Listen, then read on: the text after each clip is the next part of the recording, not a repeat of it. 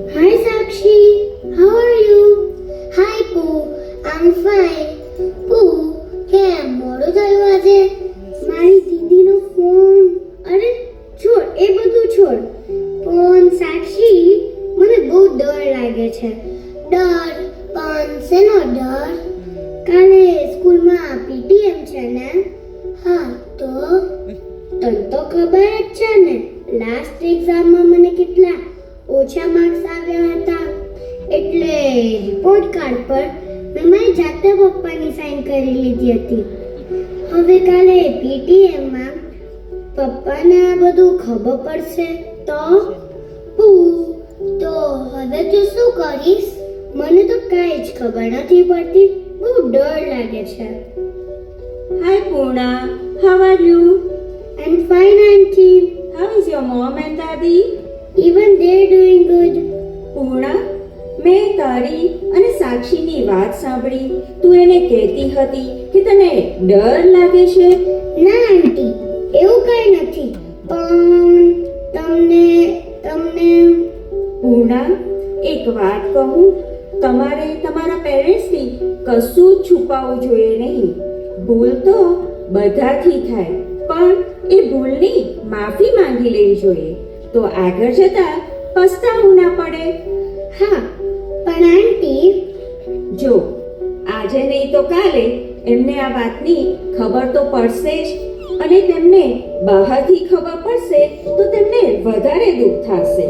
માટે બીજું કોઈ કહે એના કરતાં તું જ બધું કહી દે ને. એટલે આજે જ તું આ વાત તારા પેરેન્ટ્સને કહી દેશે.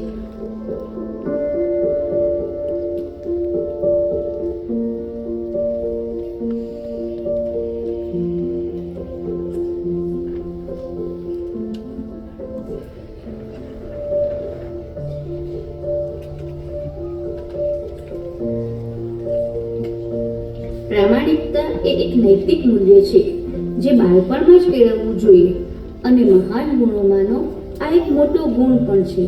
પ્રામાણિક વ્યક્તિ હંમેશા સત્યનો માર્ગ જ પસંદ કરે છે. માટે જ કહેવાયું છે ને, સત્યમેવ જયતે. સત્યનો હંમેશા વિજય થાય છે, માટે હંમેશા સાચું બોલવું. દાદી, આ તમે શું વાંચો છો?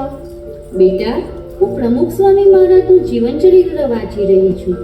આપણે અમદાવાદમાં થયેલ શતાબ્દી મહોત્સવમાં બાલનગરીમાં ગયા હતા, યાદ છે? હા દાદી. તો એ જ પ્રમુખ સ્વામી મહારાજના જીવનના પ્રસંગો હું રોજ વાંચું છું. અને તમને ખબર છે, એમણે બધાને એક નિયમ આપ્યો છે કે ઘરના બધા સભ્યોએ દરરોજ ઘર સભા કરવી. ઘર સભા? એમાં શું કરવાનું? પ્રમુખ સ્વામી મહારાજ તથા પ્રગટ ગુરુ હરિ મહંત સ્વામી મહારાજ કહે છે કે ઘરના બધા સભ્યોએ ભેગા થઈ એકબીજાના વિચારોની આપ-લે કરવી. બાળકોએ પોતાની બધી જ વાત પેરેન્ટ્સ સાથે શેર કરવી. આનાથી એકબીજા વચ્ચે બોન્ડિંગ વધે અને કોઈ પણ પ્રોબ્લેમનો સારો અને સચોટ ઉપાય નીકળે. વળી કંઈ ખોટું ના થઈ જાય એની પ્રેરણા પણ મળે. દાદી, આવો ટાઈમ એકબીજા સાથે સ્પેન્ડ કરવાથી અમારા અને પપ્પા વચ્ચેનું બોન્ડિંગ હજુ સ્ટ્રોંગ થઈ જશે. હા બેટા, કેમ નહીં? એકદમ સ્ટ્રોંગ થઈ જશે. દાદી, જો અમારે કંઈ કહેવું હોય તો પપ્પા અમને શાંતિથી સાંભળશે. નિયતિ, શું થયું બેટા? કેમ આમ પૂછે છે? મમ્મી, તું મને માફ કરી દઈશ? પપ્પા મને સમજશે ને? પણ બોલ તો ખરી, શું થયું છે? હવે મારી ધીરજની પરીક્ષા ના લે. મારી કોલેજમાં. શું તારી કોલેજમાં? કોઈ છોકરો છે? તને કોઈ હેરાન કરે છે? તને કોઈ ગમે છે? ના ના મમ્મી, એવું કંઈ નથી. પણ આ યર મારી એટેન્ડન્સ ખૂબ જ ઓછી હતી. એના લીધે મને એક્ઝામમાં બેસવા પણ ના મળત. એટલે છુપાઈને પૈસા લઈ મેં અમારા પિયરને આપીને મારું રજિસ્ટર બદલાવી નાખ્યું. બેટા, આ તે શું કર્યું? આવું કરતા પહેલા તારે અમને વાત તો કરવી હતી. મમ્મી, મારામાં એ હિંમત જ ના હતી.